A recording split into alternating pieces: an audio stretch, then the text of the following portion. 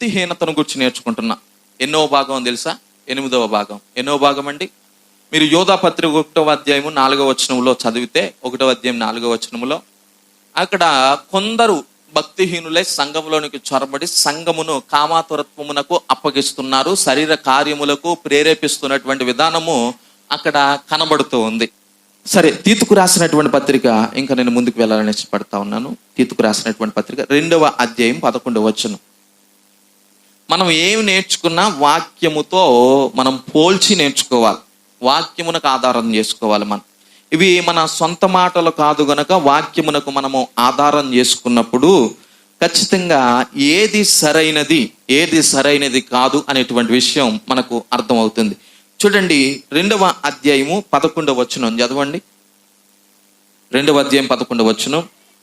యాలయనగా సమస్త మనుష్యులకు రక్షణకరమైన దేవుని కృప ప్రత్యక్షమై మనము భక్తిహీనతను, ఇహలోక సంబంధమైన దురాశలను విసర్జించి శుభప్రదమైన నిరీక్షణ నిమిత్తము అనగా మహాదేవుడును మన రక్షకుడినైన యేసుక్రీస్తు మహిమ యొక్క ప్రత్యక్షత కొరకు ఎదురు చూచుచు ఈ లోకములో స్వస్థ బుద్ధితోను నీతితోను భక్తితోను బ్రతికి చుండవలనని మనకు బోధించుచున్నది. చూడండి, ఇక్కడ 11వ వచనము నుండి 14వ వచనం వరకు కూడా చాలా ప్రాముఖ్యమైనటువంటి వచన. 11వ వచనం మొదలుకొని 14వ వచనం వరకు కూడా ఈ 2వ అధ్యాయంలో అక్కడ భక్తుడు రాస్తున్నటువంటి మాటలు యేసయ్య మహిమను వివరిస్తున్నాడు. యేసయ్య నీ కొరకు నా కొరకు చూపినటువంటి ప్రేమ, ఆయన తనను తాను అర్పించుకున్న విధానము, ఆయన మన ఎడల వెల్లడి పరుస్తున్నటువంటి ప్రేమ, అలాగనే కృపను గూర్చి అక్కడ మాట్లాడుతున్నాడు. చూడండి, అక్కడ సంఘమును హెచ్చరిస్తున్నటువంటి విధానం ఏమిటంటే భక్తిహీనతను విసర్జించాలి. ఏం చేయాలంట? భక్తిహీనతను విసర్జించాలి. విడిచిపెట్టడం వేరు, విసర్జించడం వేరు. దైవ సేవకులు జ్ఞాపకం చేశారు గడిచినటువంటి దినాలలో. కుక్క తన వాంతును ఏం చేస్తుంది? విసర్జిస్తుంది. కుక్క తన వాంతుకు తిరిగినట్లుగా మీరు తిరగకూడదన్నాడు. అంటే కక్కిన దానిని కుక్క ఏం చేస్తుంది? మరలా తింటుంది. గనుక విసర్జించిన దానిని మనం మరలా ఏం చేయకూడదంట? భుజించకూడదు. గనుక ఈ భక్తిహీనతను ఏం చేయమన్నాడంటే విసర్జించాలి. ఏం చేయాలంటండి? భక్తిహీనతను విసర్జించాలి. ఇది 12వ వచనంలో రాస్తున్నటువంటి మాట. తర్వాత 13వ వచనంలో రాస్తున్నటువంటి మాట ఏమిటంటే భక్తితో బ్రతకాలంట. ఎలా బ్రతకాలండి? భక్తితో బ్రతకాలి. నీ జీవితం అంతా కూడా ఎలా ఉండాలి అంటే భయభక్తులతో కలిగినటువంటి జీవిత విధానము నీవు అలవరుచుకోవాలి. దేవుని యొక్క వాక్యము నీకు ఏదైతే బోధిస్తూ ఉన్నదో, దేవుని యొక్క వాక్యము ఏదైతే చేయమంటుందో, దేవుని యొక్క వాక్య ప్రకారముగా నీవు జీవించడానికి ప్రయత్నం చేసినప్పుడు నీ జీవితం ఆశీర్వాదకరంగా ఉంటుంది. అయితే ఇక్కడ 14వ వచనంలో అంటున్నాడు, జాగ్రత్తగా ఆలోచించేయండి. 14వ వచనంలో ఆయన సమస్తమైన దుర్నీతి నుండి మనల్ని విమోచించి సత్క్రియల యందు ఆసక్తి గల ప్రజలను తన కోసరము పవిత్రపరుచుకొని తన సొత్తుగా చేసుకొనుటకు తనను తానే మన కొరకు అర్పించుకొనెను. ఎందుకు భక్తిహీనతను విసర్జించాలి అంటే, ఎందుకు భక్తితో జీవించాలి అంటే యేసు ప్రభువారి యొక్క కృప ప్రత్యక్షమైంది మన రక్షణ కొరకు. జాగ్రత్తగా ఆలోచన చేయి. ఈరోజు నీవు నేను రక్షణ పొందామంటే ఏదో మన సొంత క్రియలు కాదండి, మన యథార్థత కాదండి, మన మంచితనం కాదండి, ఏదో నలుగురికి సహాయం చేస్తామని కాదండి. మనము రక్షణ పొందాము అంటే యేసయ్య యొక్క కృప మన ఎడల ప్రత్యక్షపరచబడింది. మీరు క్రొత్త నిబంధన గ్రంథాన్ని చదివితే కృపను గూర్చి చాలా చోట్ల రాయబడింది. బైబిల్ అంతటిని కూడా మీరు పరిశీలన చేస్తే కృపను గూర్చి ఆ పదాన్ని మీరు చదవగలిగితే 100 సార్లు కంటే ఎక్కువ రాయబడింది. ఎన్నిసార్లు కంటే? 100 సార్లు కంటే ఎక్కువ రాయబడింది. ఆ కృపని ఇంకా మీరు డీప్గా అర్థం చేసుకుంటే ఆయన అంటున్నాడు, నా కృప ఆకాశము కంటే. చూడండి, ఆ కృపను ఎలా మనం కొలవడానికి ప్రయత్నం చేస్తే ఆకాశము కంటే ఎలాంటి కృప అంట? ఎత్తైనటువంటి కృప. ఈ కృప ప్రత్యక్షమైందంటే ఎలా ప్రత్యక్షమైంది అంటే యోగ్యత లేదు మనకు.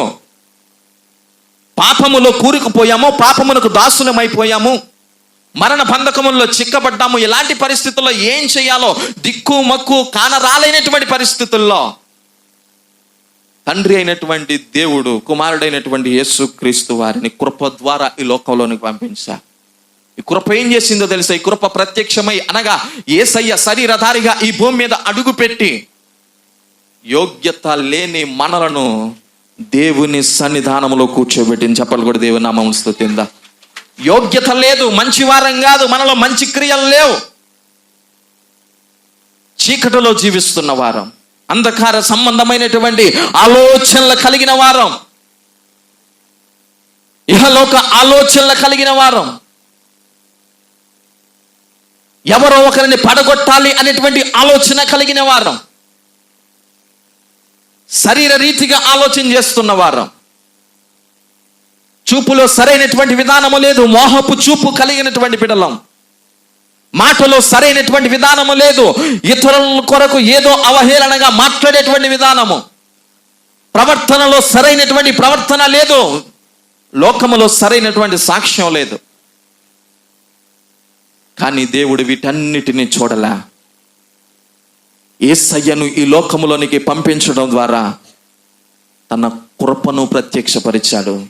ఆ కృప ఏం చేసిందంటే ఈ లోకములోనికి వచ్చి తనను తాను అర్పించుకున్నది. చెప్పండి, యేసయ్య తనకు తానుగానే బలియాగము మన కొరకు తనను తాను అర్పించుకున్నాడు. ఎందుకు అంటే నీవు భక్తితో జీవించాలని. చెప్పండి నాతో కలిసి, మనం ఎలా జీవించాలంట? భక్తితో జీవించాలంట. భక్తిహీనతను విసర్జించాలి. భక్తిహీనతను విసర్జించినప్పుడు మన జీవితాలు ఆశీర్వాదకరంగా ఉంటాయి. చూడండి, ఈ భక్తిహీనత కొనసాగింపులో ముందుకు వెళ్ళాలని ఇష్టపడతా ఉన్నాను. భక్తిహీనతను విసర్జించాలి. ఈ భక్తిహీనతలో మొదటి పాయింట్ ఏమిటంటే అన్యజనముల ఆచారములు. నాతో కలిసి చెప్పండి, అన్యజనముల ఆచారములు. ఇర్మియా గ్రంథం 10వ అధ్యాయము 1 నుండి 7 వచనాలు. ఇర్మియా గ్రంథం 10వ అధ్యాయము 1 నుండి 7 వచనాలు. భక్తిహీనత కొనసాగింపు. దీనిలో మొదటి విషయం ఏమిటంటే అన్యజనముల ఆచారములు. 10వ అధ్యాయం 1వ వచనం చదవండి. ఇశ్రాయేలు వంశస్థులారా, యెహోవా మిమ్మును గూర్చి సెలవిచ్చిన మాట వినుడి. యెహోవా సెలవిచ్చినదేమనగా, అన్యజనముల ఆచారములను అభ్యసింపకుడి. ఆకాశమందు అగపడు చిహ్నములకు జనములు భయపడును, అయితే మీరు వాటికి భయపడకుడి. జనములు ఆచారములు వ్యర్థము. అడవిలోనొకడు చెట్టు నరుకున్నట్లు అది నరకబడును. అది పనివాడు గొడ్డలతో చేసిన పని. వెండి బంగారముల చేత పనివాడు దానిని అలంకరింతురు. అది కదలకయుండునట్లు మేకులు పెట్టి సుత్తులతో బిగబెట్టి దానిని నిలుపుదురు. అవి తాడి చెట్టు వలె తిన్నగా ఉన్నవి, అవి పలుకవు, నడువనేరవు గనుక వాటిని మోయవలసి వచ్చెను. వాటికి భయపడకుడి, అవి హాని చెయ్యనేరవు, మేలు చేయుట వాటి వలన కాదు. చాలండి, చాలు జాగ్రత్తగా ఆలోచన చేయండి. ఇక్కడ 1 నుండి 5 వచనాల వరకు కూడా చాలా మంచి విషయాలు జ్ఞాపకం చేశాడు. ఏమంటున్నాడంటే అన్యజనముల ఆచారములను అభ్యసింపకుడి. నాతో చెప్పండి, ఏం అభ్యసింపకూడదంట? అన్యజనముల ఆచారములు అంటే క్రైస్తవ పద్ధతిలో లేని ఆచారములు మీరేం చేయకూడదు అన్నాడండి, అభ్యసింపకూడదు. చాలా క్లియర్గా చెప్పాడు ఇర్మియా భక్తుడి ద్వారా దేవాది దేవుడు పలికిస్తున్నటువంటి మాట. యెహోవా వాక్కు ఏదనగా అన్యజనముల ఆచారములు. ఎందుకు ఆచారములు అభ్యసిస్తారు అనేటువంటి విషయాన్ని కూడా ఇక్కడ జ్ఞాపకం చేశాడు. ఎందుకు అంటే భయము వలన ఆచారం పుట్టుకొస్తుందంట. దేని వలన పుట్టుకొస్తుందండి? భయము వలన, భయపడుట వలన ఆచారం పుట్టుకొస్తుంది. ఒకవేళ సంఘములో ఇప్పటికీ కూడా మనము ఆచారములలో మగ్గిపోతున్నామంటే కారణం ఏమిటో తెలుసండి? భయం. నాతో కలిసి చెప్పండి, భయం. ఇక్కడ ఉన్న వాళ్ళకి ఎవరికైనా భయం లేదు అంటే ఒకవేళ మీ చేతిని చూపిస్తారా? భయం లేదండి, భయం లేదండి అన్న వాళ్ళు ఎవరైనా ఉంటే ఎలాంటి భయాలు చెప్పమంటారు ఒకసారి? కుక్క అంటే భయం, నక్క అంటే భయం, పిల్లి అంటే భయం, పంది అంటే భయం, రోడ్డు మీద వెళ్తే భయం, కారులో వెళ్తే భయం, ట్రైన్లో వెళ్తే భయం. ట్రైన్లో వెళ్తే ఎవడు ఎదురుగా వచ్చి గుద్దేస్తాడా? కారు మీద వెళ్తే నేను వెళ్ళి ఎవరిని గుద్దేస్తానా? ఆకాశంలో వెళ్తే ఆ ఫ్లైట్ వచ్చి కింద ఇప్పుడు పడిపోద్దా? సముద్రంలో వెళ్తే ఆ సముద్రం అంతా వచ్చి నా మీద ఇప్పుడు పడిపోద్దా? ఎలాంటి భయం? రోడ్డు మీద వెళ్తే ఏ కుక్క వచ్చి కరుస్తుందా, మళ్ళీ మాంసం తినకూడదు అంటారు, ఇది తినకూడదు అంటారు, అది నాకున్న భయం. బాత్రూంలోకి వెళ్తే బొద్దింకంటే భయం, కూర వండినప్పుడు బల్లి అంటే భయం, సంఘంలోనికి వచ్చిన తర్వాత స్తంభమునకు చేరబడిన తర్వాత ఏ కిటికీలో నుండి వచ్చి కొంత కునుకు తీస్తే నోట్లోకి ఏ తొండ దూరుద్దా అని భయం. భయం భయం భయం భయం భయం భయం భయం. షుగర్ ఉన్న వాళ్ళకి ఏ స్వీట్ తింటే ఇంకా షుగర్ ఎక్కువ అవుతుందని భయం. బీపీ ఉన్న వాళ్ళకి ఏ టెన్షన్ కూర్చున్నటువంటి ఏ వార్త వింటే ఇంకా బీపీ హై రేజ్ అయిపోద్దని వాళ్ళకి భయం. అప్పు తీసుకున్న వాడికి అప్పిచ్చినోడంటే భయం. భయం భయం భయం భయం భయం. ఇప్పుడు ఆచారములను అభ్యసించేవారు కూడా భయముతోనే ఆచారములు ఏం చేస్తున్నారంట? ఈ ఆచారము అభ్యసింపకపోతే మాకు ఎలాంటి ప్రమాదం వస్తుందో ఎంతమందికి అర్థమవుతుంది?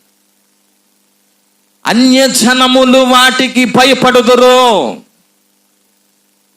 భయము వలన ఆచారం పుట్టుకొచ్చింది.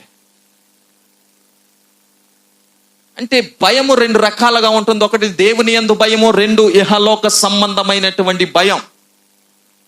భయం మనకు ఉండాలా లేదా అంటే దేవుని యొక్క వాక్యం సెలవిస్తుంది మనము భయపడాలి. ఎవరికి? ఎవరికి? దేవునికి భయపడాలి. స్త్రీలైన వారు ఎవరికి భయపడాలి? బొద్దింగుని చూసినప్పుడు వచ్చిన భయం భర్తను చూసినప్పుడు ఎందుకు రావట్లా నీకు? ఒక మాట సూటిగా అడగమంటారా? బొద్దింక గొప్పదా, నీ భర్త గొప్పోడా?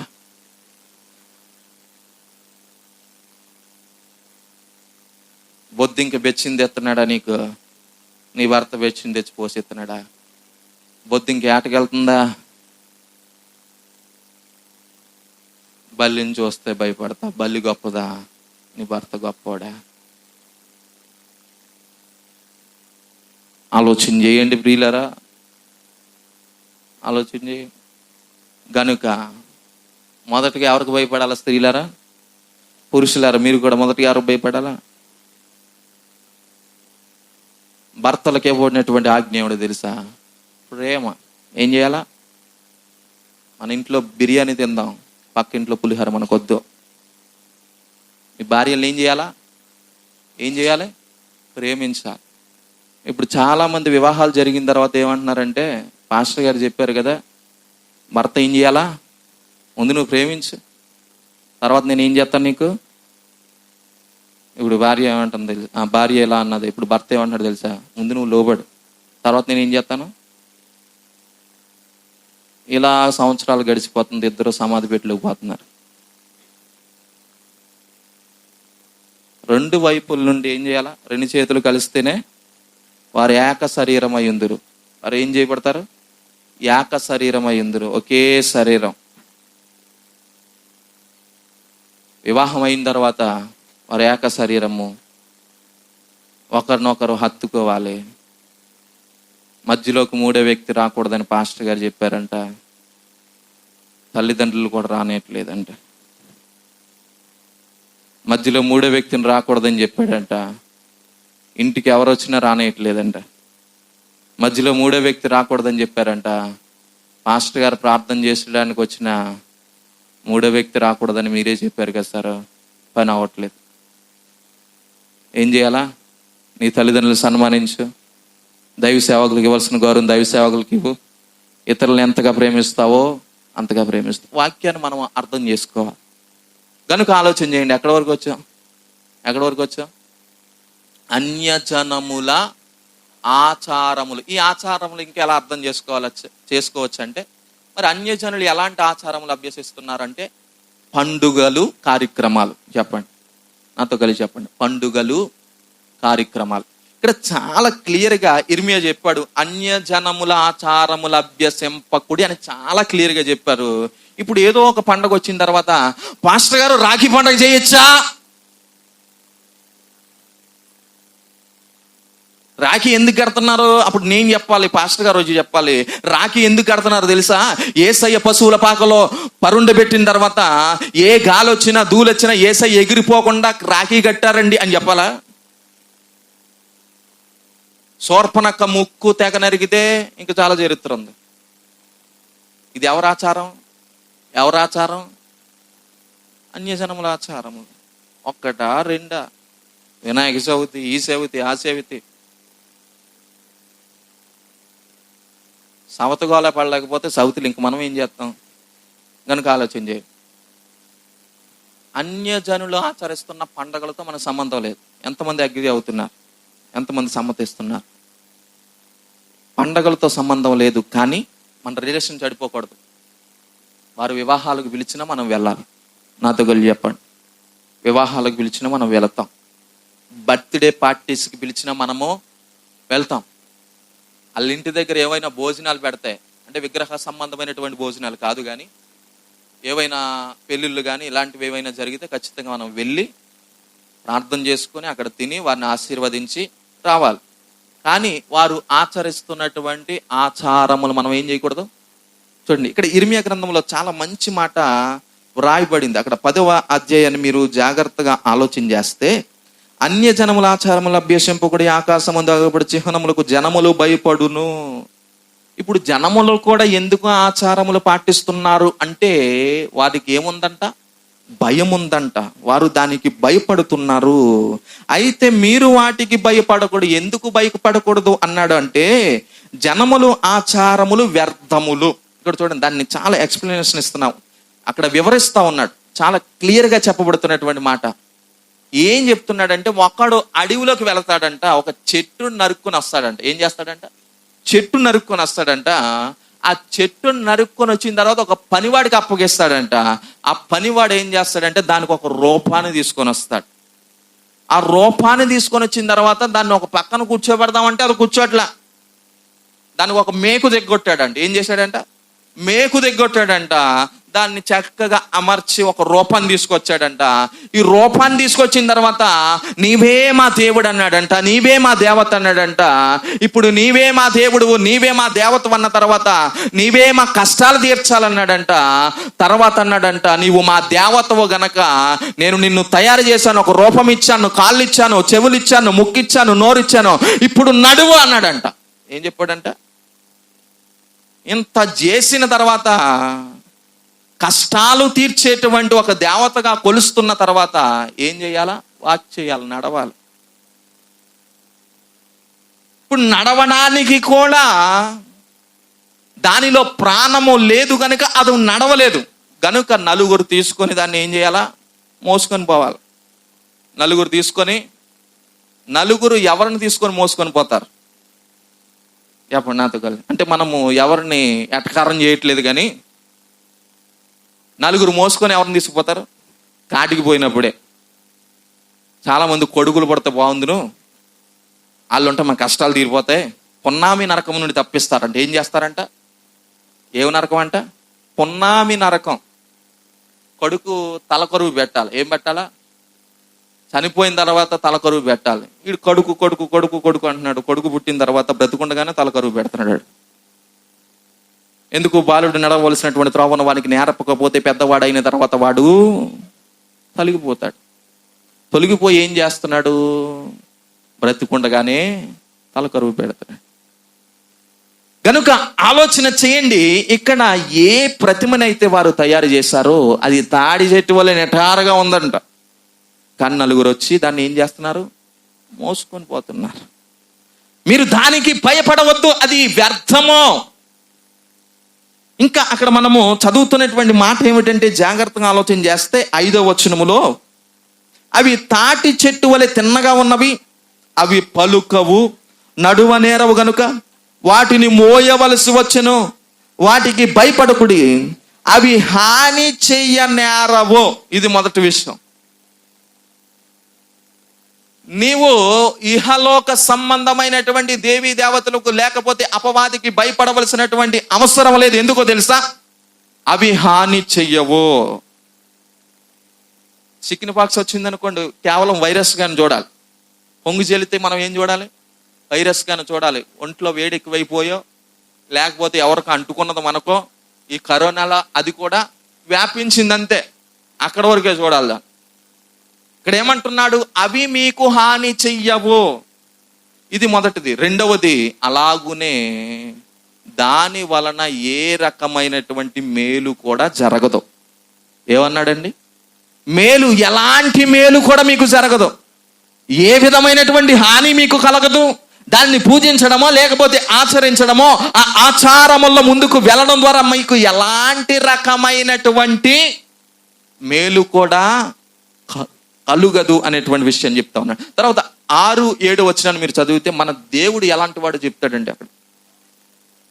యెహోవా నిన్ను పోలిన వాడెవడో లేడో, నీవు మహాత్యము గలవాడవు, నీ శౌర్యమును బట్టి నీ నామము ఘనమైనదాయను. జనములకు రాజా, నీకు భయపడని వాడెవడు?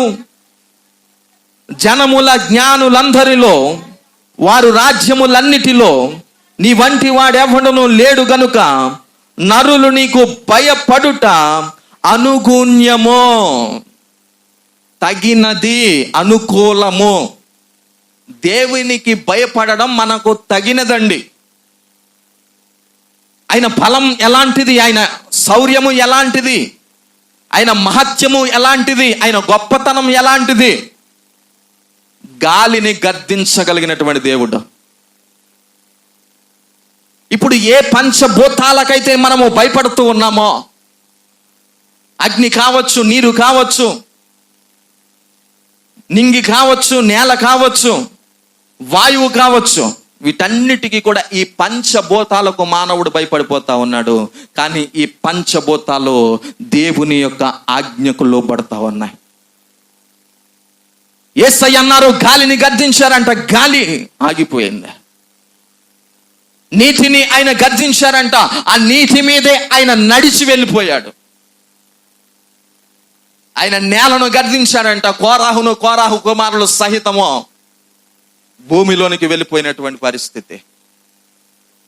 ఆయన ఆకాశమును గద్దించాడంట తన సేవకుల ద్వారా, వర్షం కురవలేదు. ఆయన సూర్యుణ్ణి ఒక దినమంతా ఆపేశారంట, చంద్రుడిని ఒక దినమంతా ఆపేశారంట యెహోషువ కాలములో. ఈ ప్రకృతి అంతా కూడా ఎవరికి భయపడుతుంది? దేవునికి భయపడుతుంది. గనుక ఆయనకు భయపడుటకు మనకు తగినదే. చూడండి ఎంత మంచి విషయం చెప్తున్నాడు. ఇది మనకు తగినది అనేటువంటి విషయాన్ని ఇక్కడ జ్ఞాపకం చేస్తున్నాడు. ఇది మొదటి విషయం ఏమిటంటే, అన్యజనముల ఆచారములను అభ్యసింపకూడదు. నా తగులు చెప్పగలరా? అన్యజనుల ఆచారములు చెప్పండి, ఇలా చెప్పండి అందరూ చేయి పెట్టి. ఇక మీదట ఏమ్మా నువ్వు ఆచరిస్తావా? చెప్పాలా? ఇక మీదట మేము అన్యజనముల ఆచారములు అభ్యసింపము. ఎందుకు?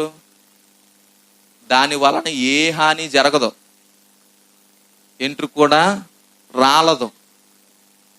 అలాగే దాని వలన ఏ మేలు, మాకు కొత్త బట్టలు రావు, మంచి జ్ఞానం రాదు, ఇలా చెప్పుకుంటా పోతే ఏ మేలు మనకు రాదు. దాని వలన ఉపయోగం దమ్మిడు ఉపయోగము లేదు. రెండవ పాయింట్ ఏమిటంటే, ఇప్పుడు వచ్చేసాం వాస్తులు. చెప్పండి నాతో కలిసి, వాస్తులు. గట్టిగా చెప్పండి అందరికి వినబడేలాగా. ఇప్పుడు వాస్తుల్లో 4 దిక్కులు.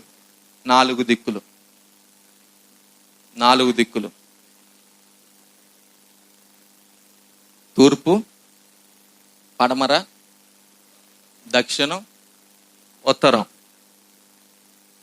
తూర్పు ఎటు పక్క ఉంది? తూర్పు ఎటు పక్క ఉంది? ఇటు పక్క ఉంది.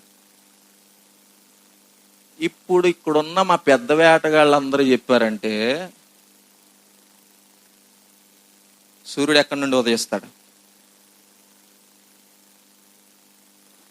ఉదయాన్నే లెగ్గాన్ని అన్యజనులు ఎక్కడ నమస్కారం చేస్తారు?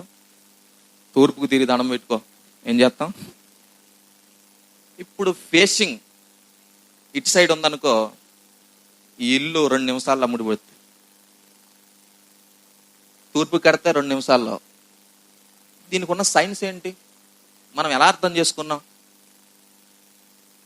సైన్స్ చెప్తా ఉంది, ఆ ఎండ ఉదయాన్న వచ్చేటువంటి కిరణాలు నీ ఇంట్లో పడ్డాయనుకో, విటమిన్ డి, ఇంట్లో మనకు కొంత ఆరోగ్యం వస్తుంది.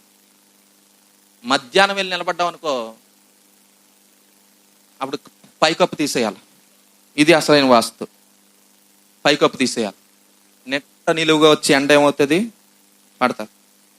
ఇప్పుడు ఇటు సైడ్ ఫేసింగ్ పెట్టామంటే ఉదయాన్నే వచ్చే, ఇప్పుడు పిల్లలు పుట్టగానే అందరికీ కూడా కళ్ళు పచ్చగా అయిపోతున్నాయి, పచ్చకాములు వస్తాయి. ఇప్పుడు డాక్టర్ వెళ్ళి నీతో అంటారు, అమ్మ ఉదయాన్నే పడే ఎండ దగ్గర పెట్టు అని అంటారు.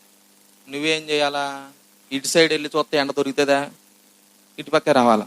ఇప్పుడు డాక్టర్ గారు మంచి సిద్ధాంతం బిల్లే, నీకు తెలీదు, మంచి వాస్తు చెప్పారు, ఏం జరిగిందో తెలీదు, తూర్పుకి వెళ్ళి పిల్లోడిని ఎడితే పచ్చకాములు పోయాయా. ఇప్పుడు సూర్యుడు ఇచ్చేటువంటి కాంతి ద్వారా, కిరణాల పడుట ద్వారా, ఉదయం పడేటువంటి కిరణాల ద్వారా ఆరోగ్యం లభించింది. కనుక ఇటు సైడ్ ఫేసింగ్ ఎందుకు పెడతాం? ఆ కిరణాలు ఉదయాన్నే వచ్చి ఎక్కడ పడాలా? మన ఇంట్లో పడాలి. ఇంట్లో పడితే కొన్ని కీటకాలు చచ్చిపోతాయి, మనం బ్రతికేస్తాం. ఇది సైన్స్ నేర్పిస్తుంది. సరే, ఇప్పుడు వాస్తులో ఇందాక 4 దిక్కులు చెప్పాను. ఈ 4 దిక్కులు కాస్త 8 దిక్కులుగా మార్చారు. ఎన్ని దిక్కులు? 8 దిక్కులు. ఇప్పుడు ఫోటో వేయండి బాబు. ఒక 8 అక్షరాలు ఉంటాయి. సరే చూడండి, అక్కడ ఏముందండి? ఏముంది? ఓ ఉత్తరం. తర్వాత కిందకు వచ్చేయండి, దక్షిణం. పడమర. ఈ పడమరకి మరో పేరు ఏంటంటే పశ్చిమం. తర్వాత తూర్పు. తర్వాత వాయువు. ఈ మన సైన్యం. నైరుతి. బాగా పాటిస్తున్నారే. ఆగ్నేయం. సరే, ఇప్పుడు ఈ 8 దిక్కులను 8 మంది దేవుళ్ళుగా చెప్పబడుతున్న వారు పరిపాలిస్తున్నారు. ఎన్ని దిక్కులు? 8 దిక్కులు. ఈ 8 దిక్కుల్లో మొదటిగా తూర్పు. ఈ తూర్పును ఇంద్రుడు పరిపాలిస్తున్నాడు. ఎవరండి? ఇంద్రుడు. ఇతని వాహనము ఐరావతం, ఆయుధం వజ్రాయుధం. తూర్పును ఇతడు పరిపాలిస్తున్నాడు. తర్వాత ఆగ్నేయం. ఎక్కడుందండి? ఇటుపక్క, ఆ తూర్పు కిందే ఆగ్నేయం. అగ్నిదేవుడు. చెప్పండి, అగ్నిదేవుడు. తర్వాత దక్షిణం. ఇంకా కింద మూడోది యముడు, యమధర్మరాజు. ఏం రాజు? యమధర్మరాజు. తర్వాత నైరుతి. నివృత్తి అనేటువంటి ఒక దేవుడు. అతని భార్య పేరేమో దీర్ఘాదేవి. తర్వాత పడమర పశ్చిమం. వర్ణుడు, భార్య కాళికాదేవి. 4 ఇలా వేసుకొని ఎలా ఉంటుంది? కాళికాదేవి, వర్ణుడు. తర్వాత వాయువు.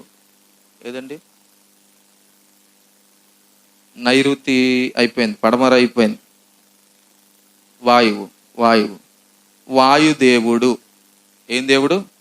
వాయుదేవుడు పరిపాలిస్తున్నాడు. తర్వాత ఉత్తరం కుబేరుడు. తర్వాత ఈశాన్యం ఈశ్వరుడు, శివుడు. ఇతని భార్య పేరు పార్వతి. పైన గంగా, పక్కన పార్వతి.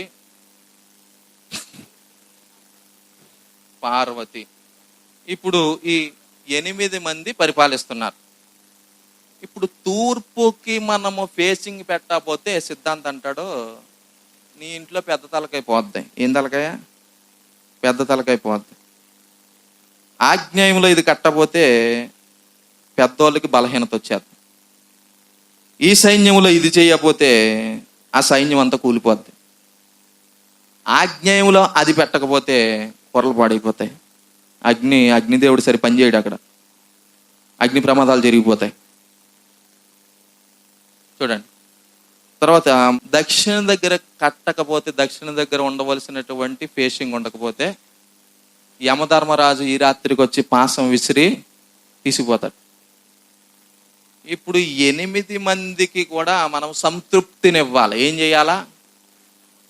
ఓకే, ఇస్లామిక్ ఆవిర్భవించింది, ఇప్పుడు వచ్చింది. సరే, ఎలా ఉద్భవించింది, ఎలా ప్రారంభించబడింది అంటే చాలా మతాలు, 365 రోజులు, ఒక్కొక్క రోజుకి 3-4 దేవుళ్ళని ఆరాధించాలి. ఎంతమందిని ఆరాధించాలి? 3-4 దేవుళ్ళని ఆరాధించాలి. ఇప్పుడు ప్రజలందరికీ ఇసుగుదల వచ్చేసింది. ఇప్పుడు కూడా భారతదేశంలో ఎన్ని కోట్ల మంది ఉన్నారంట దేవి దేవతలు? 33.5 కోట్ల మంది. ఏమన్నా కృపారావు గారు లెక్కేశారా? ఏమో, ఉండే ఉంటారు. 33.5 కోట్ల మంది ఉన్నారు. వీళ్ళందరికీ ఒక్కొక్క రోజుకి మనం లెక్కేసుకుంటే ఇప్పుడు రోజుకి ఒక 10 మందో 10,000 మందో మనకే అర్థంగా. కనుక రోజుకి 3-4 ఆరాధించాలంటే ఎవరికన్నా ఇసుగుదల వస్తుందా రాదా? వారానికి 3 ఆరాధనలు అంటేనే మా వల్ల కాదంటాం. ఉపవాస ప్రార్థనలు 3 రోజులు అంటేనే మా వల్ల కాదంటాం. ఏం చేయాల? రోజుకి 3 దేవుళ్ళు. ఒక్కొక్క దేవుడికి, ఒక దేవుడికి తెల్ల సీర ఇష్టమైతే, ఒక దేవుడికి నల్ల సీర ఇష్టమైతే, ఒక దేవుడికి ఎర్ర సీర ఇష్టమైతే ఓ రోజులు ఎన్ని సీరలు మార్చాలా?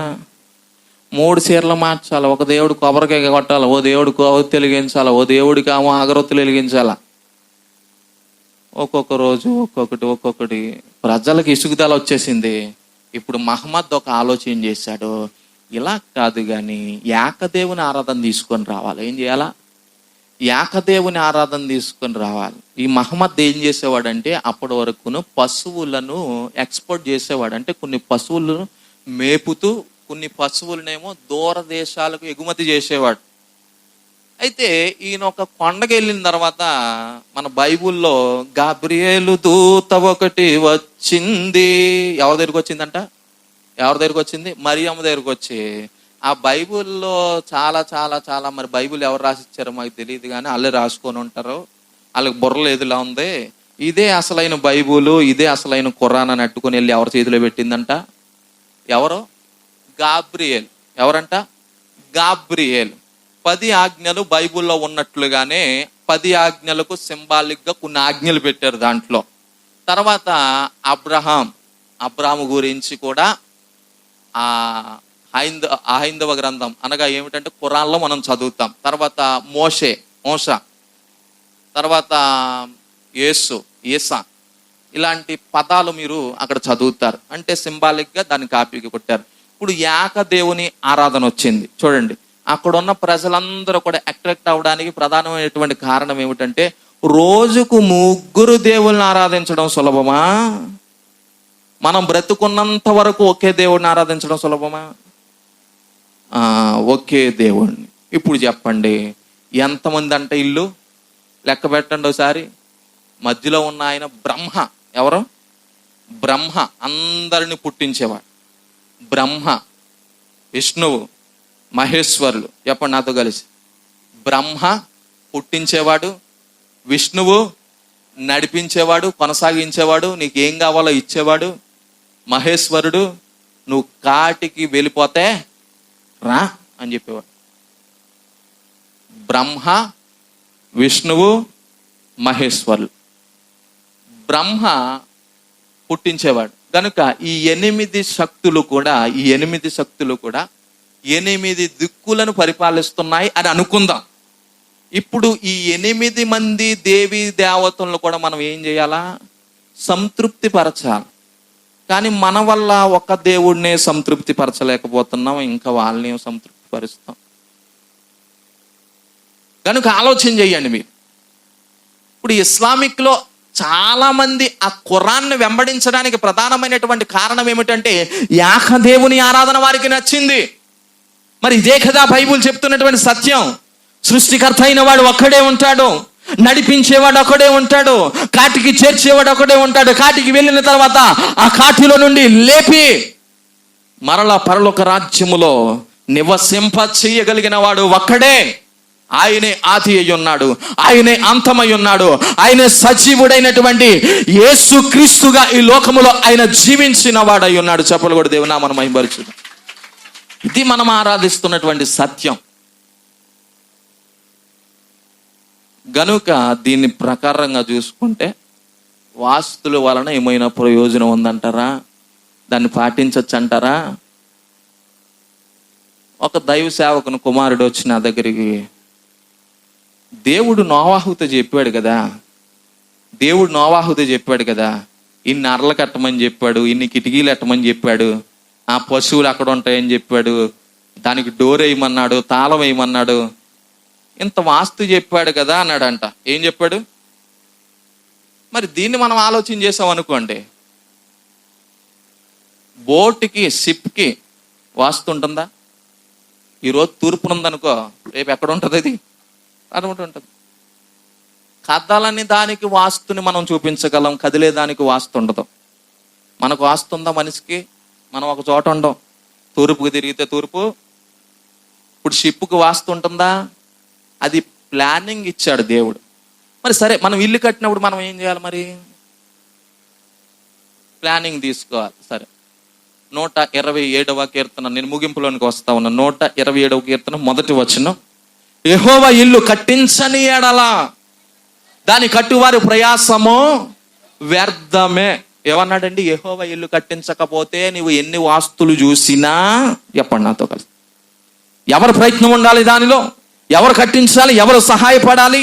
ఎవరు నిన్ను ముందుకు తీసుకొని వెళ్ళాలి? ఎవరు ఆర్థిక పరంగా సహాయం చేయాలంటే నీవు నమ్ముకున్న నీ దేవుడైనా యెహోవా. దేవుడు కట్టించాలి, దేవుడే కట్టాలి, దేవుడే సహాయం చేయాలి అనేటువంటి విషయాన్ని ఇక్కడ చదువుతున్నాం. సరే, మరి ఇప్పుడు బైబిల్ 66 పుస్తకాల్లో ఎక్కడైనా దేవుడు ఇల్లు ఇలా కట్టాలి అని చెప్పాడా?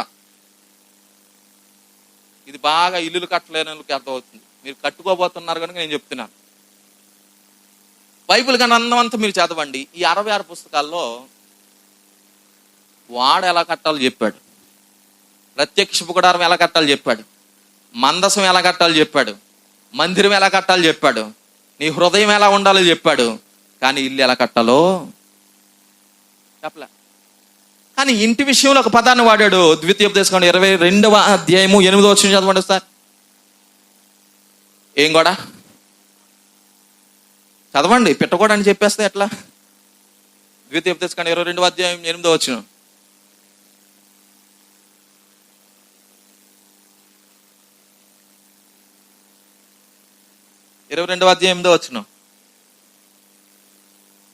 కొత్త ఇల్లు కట్టించినప్పుడు దాని మీద నుండి ఎవడైనా పడుట వలన నీ ఇంటి మీదకి హత్య దోషము రాకుండానట్లు నీ ఇంటి పైకప్పును చుట్టూ పిట్టగోడ కట్టాలి. ఇప్పుడు ఇంట్లో ఒక పెద్ద తలకాయకి ఏమైనా ఒకవేళ చిన్న ప్రమాదం వచ్చిందంటే ఏం గోడ కట్టకపోతే వస్తుంది? మన పాస్టర్ గారు పడిపోయిన తర్వాత ఏం కట్టలేదు అప్పుడు? వాస్తవం కదా? ముందు ఇటు సైడ్ కట్టేసుకొని మెట్లు అక్కడ ఎందుకు పెట్టారంటే అందుకే పడిపోయారని అంటారా? ఏం కట్టలేదు మనం. ఆయనకు సపోర్ట్ లేదు పట్టుకోవడానికి. ఎందుకంటే ఆయన పడుతున్నప్పుడు అలా కల్లారా చూసాం మేము. ఇది వేదనకరమైనటువంటి విషయమే. కానీ చాలా మంది ఏం ఆలోచన చేస్తున్నారు, మీరు అటు సైడ్ అలా కట్టారు కాబట్టే ఇది జరిగింది. కానీ బైబిల్ ఏం చెప్తుంది? పిట్టగోడ కట్టకపోతే ఈ పిట్టగోడ వలన ఏం జరుగుతుందంట? ప్రమాదము జరుగుతుందంట. కనుక ఎవరు నీ ఇంటి మీద నుండి పడిపోకుండానట్లుగా నీ ఇంటికి ఏం కట్టాలా? పిట్టగోడ కట్టాలి. మెట్లు అక్కడ పెట్టి సరిపోదు. డబ్బులు ఉన్నప్పుడు కట్టుకుంటామంటే సరిపోదు. పిట్టగోడ కట్టాలి, పడిపోయేటువంటి అవకాశం ఉన్నది. ఇది ఇంటి విషయంలో వ్రాయబడినటువంటి మాట. అయితే ఇప్పుడు ఈ లోకంలో సహజంగా మనం వింటున్నాం. ఇక్కడ మీరు ఒకసారి బయటకు వెళ్ళి ఆరాధన అయిపోయిన తర్వాత చుట్టూ ఇల్లులను చూడండి, ఏ ఇల్లు సమానంగా ఉండదు. ఏ ఇల్లు సమానంగా ఉండదు. ఒక ఇల్లు పైకి, ఒక ఇల్లు కిందకి, ఒక ఇల్లు పైకి, ఒక ఇల్లు కిందకి. ముందు కట్టిన ఇల్లులన్నీ కిందకుంటాయి, తర్వాత కట్టిన ఇల్లులన్నీ. మీరు బయటికి వెళ్ళి చూడండి, మన ఉప్పాళ్ళంతా చూడండి ఒకసారి అలా తిరిగినప్పుడు, యేసయ్యా ఉప్పాడును రక్షించిన ఆయన, యేసయ్యా ఉప్పాడుకు మార్పునియ్యండి ఆయన అని అలా తిరగండి, ఉప్పాడంత రక్షణ పొందేస్తుంది. గనుక మీరు ఏ ఇల్లు అయినా చూడండి, వెనకాల కట్టిన ఇల్లు ఎలా ఉండాలంట? ఎత్తు ఉండాలి. ఇప్పుడు లోకంలో ఉన్న నానుడు ఏంటంటే, ఎవరైతే ఎత్తులో ఉంటారో వాళ్ళు దీవించబడతారు, ఎవరైతే కిందకుంటారో వారు నాశనం అయిపోతారు. ఇది లోకంలో ఉన్న నానుడి. దీనికి ఒక చిన్న ఎక్స్ప్లెనేషన్ ఇవ్వమంటారా? నలుగురు స్నేహితులు చదువుకుంటున్నటువంటి వయసులో వారు నలుగురు కూడా 4 రకాలైనటువంటి ఆలోచనలతో ఉన్నారు. అయితే దానిలో ఒక వ్యక్తికి ఉండేటువంటి ఆలోచనలు ఏమిటంటే, ఆచారముల పట్ల, మూఢనమ్మకాల పట్ల సరైనటువంటి అవగాహన లేక ఇంకా వాటిని పాటించాలి అనేటువంటి ఆలోచనతో ఉన్నాడు. ఈ 4 స్నేహితులు అనుకున్నారు, మనము ఒక 40 సంవత్సరాలు అయిపోయిన తర్వాత కలుసుకుందాం, ఎవరు ఎలా అభివృద్ధి పొందారో, ఎవరు ఎలా దీవించబడ్డారో అప్పుడు మనం మాట్లాడుకుందాం. మనకు తెలిసినట్లుగా, మనకు ఉండేటువంటి జ్ఞానాన్ని బట్టి ఒక్కరొక్కరు ఒక్కొక్క దారికి వెళ్ళిపోదాము అని 4 చోట్లకు నలుగురు చెదిరిపోయారు. అయితే దానిలో ఇప్పుడు మూఢనమ్మకాల ఎడల ఆసక్తి కలిగినటువంటి వ్యక్తి అని చెప్పాను చూడండి, ఈ వ్యక్తి కూడా ఒక ప్రాంతమునకు వెళ్ళిపోయాడు. తర్వాత 40 సంవత్సరాలు గడిచిపోయిందంట. ఈ 40